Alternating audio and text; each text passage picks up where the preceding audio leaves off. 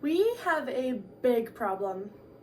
The United States is losing 175 acres of farmland every hour due to urbanization.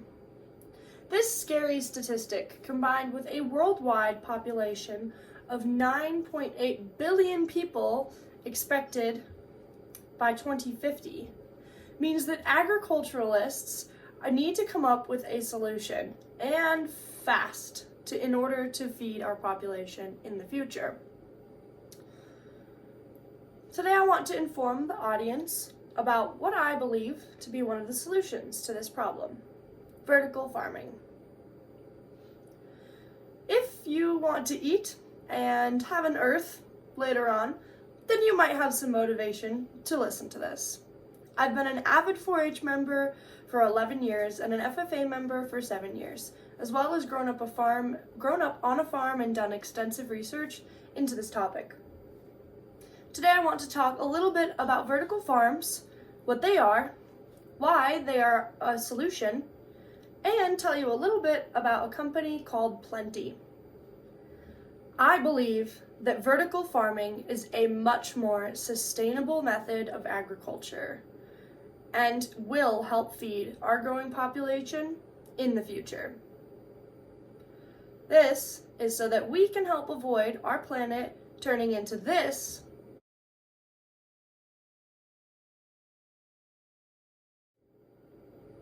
and instead try to have our planet turn into something like this. To start off with, what is vertical farming? Vertical farming is the practice of commercial food production in a vertical building, from skyscrapers to warehouses. Inside a vertical farm, rows of plants are stacked on top of each other, creating what looks like a wall of green. There are LED lights stacked all around these plants that provide a spectrum of different ultraviolet rays that are similar to the sun. Instead of soil, hydroponic or aeroponic water systems provide all of the nutrients that these plants might need. The top of the building collects rainwater and condensation, and then uses gravity to bring it all below to the plants. The vertical farm was first coined by a Columbia University professor whose name was Dickson Despommier, and he wrote the book, The Vertical Farm: Feeding the World in the 21st Century, on the idea of farming up.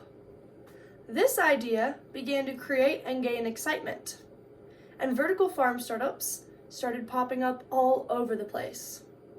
Some with success, but others not so much.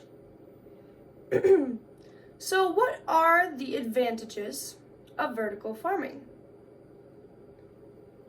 Because it's indoors, all elements are able to be controlled, and the growing area is twice as productive as traditional outdoor farming methods. This means no more hailstorms to harm crops, and because insects can be controlled, there is no need for pesticides, herbicides, or fungicides, reducing costs and making organic farming that much easier. Climate is able to be controlled to make growth periods longer and make year-round growing opportunities. According to David Rosenberg, chief executive and co-founder of AeroFarms, on average, we're growing in 16 days what otherwise takes 30 days in a field, using 95% less water, about 50% less fertilizers, and 0 pesticides, herbicides, and fungicides. This boosts income because consumers are willing to pay higher prices for food that is organic, locally grown, and pesticide-free. Some detractors may point out the disadvantages, specifically that vertical farms use a lot of energy for lighting, temperature control, and watering, and that alternative energy methods like solar panels barely make a dent in these costs. However, there are a growing number of creative approaches like using energy-conserving LED lightings, automation, and having glass panels as walls on these buildings that can help offset these costs.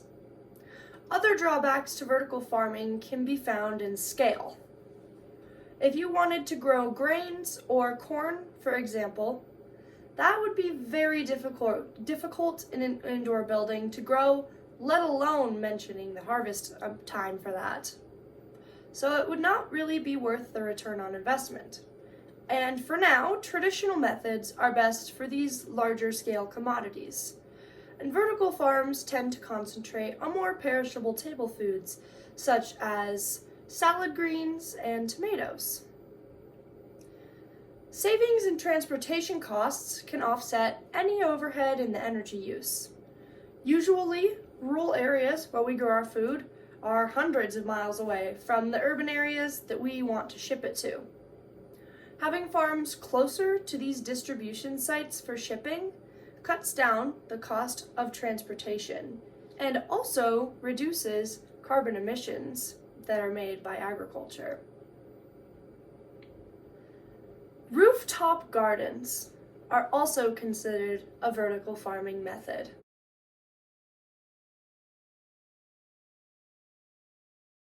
According to a 2008 New York Times report, in their city alone, there are 944 million square feet of rooftop surfaces available to plant.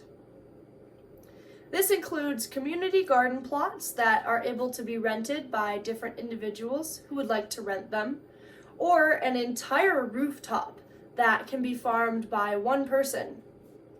But this method is able to make fresh food available the day it was harvested. Rooftop gardens give the potential for entire apartment complexes to have a farmer's market in the lobby of their building if they desire, being able to give kids the opportunity to grow and pick their own food. This helps kids learn to make healthier eating choices and possibly become inspired to pursue an agricultural career. This whole concept may seem a little far off and just about as futuristic as the plot of WALL-E. However, there are currently many different companies who have vertical farms. Specifically, I would like to highlight my personal favorite, Plenty, a startup company out of Silicon Valley that just recently finished a 100,000 square foot vertical farm outside of Seattle, Washington. The farm that they've just created is expected to produce 4.5 million pounds of produce annually from that 100,000 square foot building. They want to plan and expand to build a farm outside of every major city in the US with a population of over 1 million people. Now, what has made Plenty so successful? Well, to start off, they have a lot of investor money. Recently, they received the largest agriculture investment ever of $200 million. Plenty has also developed artificial intelligence that is able to help monitor and find the best growth methods, harvest methods, and irrigation times. Plenty claims that they have the most efficient method of farming, being able to grow up to 350 times the produce per acre with 1% of the water used in traditional farming methods. Once again, helping lower the impact that agriculture has on the planet. There is so much potential in these progressive farming methods in the US and across the world.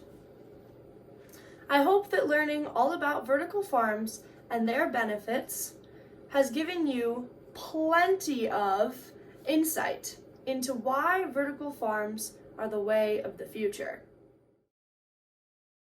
We might have a big problem to face, but we are very capable of making big solutions.